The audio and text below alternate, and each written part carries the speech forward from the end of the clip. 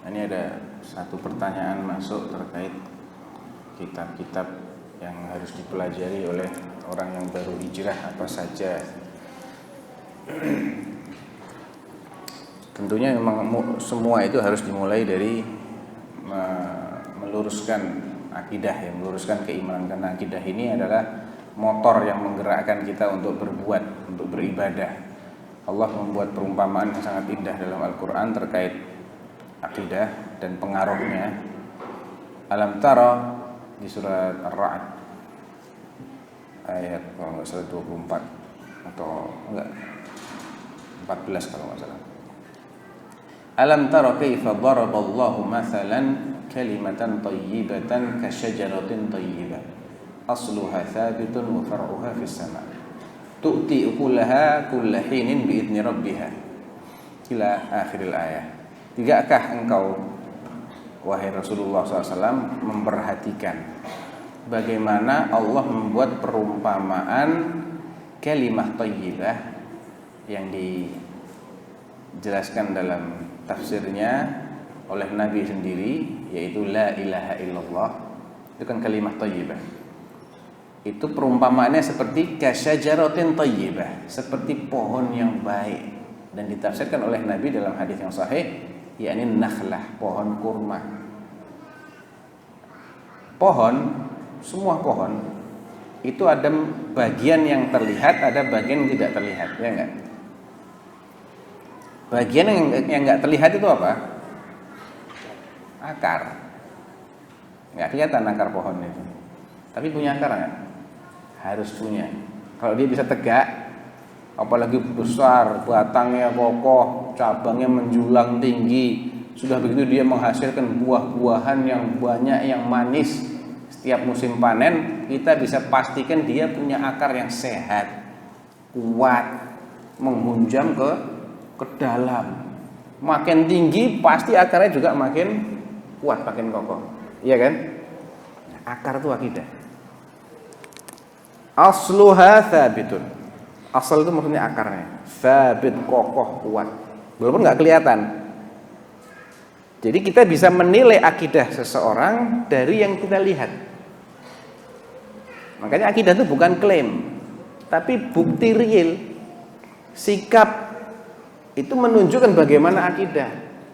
Gak bisa yang penting akidahnya benar, akhlaknya bobrok nggak masalah. Apabila justru akhlak bobrok itu karena akidahnya bobrok. Orang kalau mau hijrah, berarti kan dia meninggalkan apa yang selama ini dilarang oleh Allah. Ya enggak? Al-hijratu wal muhajiru man hajara ma nahallahu anhu. Muhajir kata Rasulullah, orang yang berhijrah itu adalah orang yang meninggalkan yang dilarang oleh Allah. Untuk dia bisa yakin, bisa qanaah bahwa saya memang harus tinggalkan ini. Itu dia harus punya akidah dulu. Harus punya akidah dulu.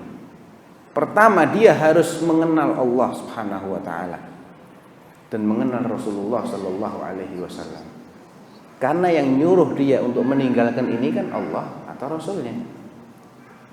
Dan dia harus mengenalnya dengan baik. Kenalan dulu sama Allah. Siapa sih Allah? Ya, bagaimana sifat-sifat Allah? Makanya orang yang mau hijrah itu supaya istiqomah dia harus kenal dulu. Dia harus luruskan akidahnya terhadap Allah Subhanahu wa taala, terhadap Rasulullah SAW, terhadap Yaumul Qiyamah. Karena Yaumul Qiyamah ini sesuatu yang menjadikan rem kita di dunia. Kalau orang tidak percaya adanya Yaumul Qiyamah, orang akan lost. Apa yang harus menghentikan dia apa? Saya mati selesai, nggak ada apa-apa lagi, nggak ada pertanggungjawaban, kan gitu. Tapi kalau dia yakin, saya nggak selesai ini di dunia ini. Ini belum tuntas. Justru urusannya itu belakangan nanti setelah saya mati, maka dia akan sangat berhati-hati. Ya. Dengan dia mengenali Allah, mengenali sifat-sifat Allah yang maha pengasih, maha penyayang, mengetahui segalanya, adil, penuh dengan hikmah dalam menetapkan segala sesuatu, ya dia akan percaya, saya nggak perlu tahu lah kenapa Allah melarang saya begini. Tapi saya yakin ini pasti Allah nggak ingin nyusahkan saya, karena Allah sendiri bilang begitu. Ma yuridullahu bikumul yusra wa la yuridu bikum al-usr. Allah itu ingin memberikan kemudahan, bukan ingin menyulitkan. Walaupun kesulitan itu tetap ada dalam setiap perintah. Mesti ada yang namanya taklif kan. Mukallaf itu kan diberi beban. Tapi beban ini beban yang kita bisa hadapi. Tidak mungkin Allah membebani kita di luar kemampuan. La yukallifullahu nafsan illa wus'aha. Fattaqullaha mastata'tum. Allah tuh ingin memberikan sesuatu yang sebetulnya memudahkan kita. Cuman ya karena kita punya hawa nafsu, akhirnya kita kadang ada konflik batin ini antara apa yang kita inginkan, selera kita, dengan kepercayaan ini kuat-kuatan. Kamu lebih percaya terhadap analisamu, terhadap seleramu, ataukah lebih percaya kepada Allah Subhanahu wa taala? Nah, orang-orang yang beriman dia akan innama kana qaulal mu'minin idza du'u ila Allahi wa rasulih liyahkuma bainahum ay yaqulu sami'na wa ata'na. Karena dia lebih dominan yakinnya ini, imannya dia lebih kuat. Tidak ada masalah. Saya susah sebentar kok. Inna ma'al usri fa inna ma'al usri yusran, inna ma'al usri yusran. Percaya dia dengan janji Allah. Wa may yattaqillaha yaj'al lahu makhraja wa yarzuqhu min haitsu la yahtasib. Wa may yatawakkal 'ala Allahi fa huwa hasbuh. Ya.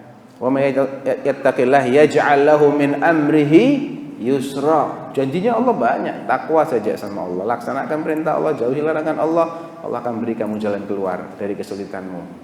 Tidak harus sekarang, nanti tunggu dulu, istiqomah enggak kamu takwanya. Kalau mau mintanya instan-instan, nah itu yang enggak akan bertahan. Nabi aja enggak instan, apa susahnya Allah menangkan Rasulullah? Coba kita renungi. Rasulullah diganyang enggak sama orang kafir? Disakiti enggak? Dihina-hina enggak? Dimutilasi pamannya di depan matanya beliau. Sahabat-sahabat Rasulullah, Ammar harus menyaksikan bagaimana Sumayyah ibundanya dibunuh dengan keji. Tahu bagaimana Sumayyah dibunuh? Ya, diikat tangannya, kakinya dengan kuda, 4 ekor kuda, masing-masing di arah yang berlawanan. Ya, ditarik di 4 penjuru. Kemudian Yasir juga dibunuh di depannya Ammar. Kenapa sahabat harus melewati ini semua? Kenapa Nabi harus dihina-hina ketika ke Taif, dilempari batu berdarah-darah? Kenapa Nabi harus perang, berkali-kali perang, terluka kepalanya, patah gigi serinya? Apa Allah nggak bisa memenangkan Islam tanpa nabinya harus susah payah? Oh bisa, ada susahnya buat Allah. Dibalik tok sama Allah selesai. Ya itulah sunnatullah. Ya. Terus kita mau enak-enakan.